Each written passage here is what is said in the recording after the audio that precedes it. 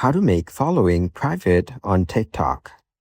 To make following private on TikTok, you first need to open the TikTok application on your phone and make sure it's up to date. You will then be taken to this homepage, from where you can view all the contents that are shared on TikTok.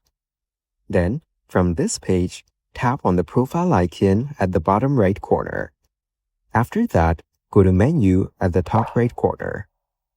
Once you're here, tap on the option Settings and Privacy.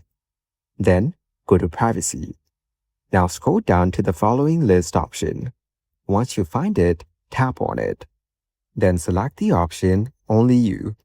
Now, no one will be able to see your following list. Even your followers will not be able to see your following list. So, by following these steps, you can easily make following private on TikTok. Thank you for watching. Please leave a like if this tutorial helped you, or leave a comment below if you have any questions related to the video.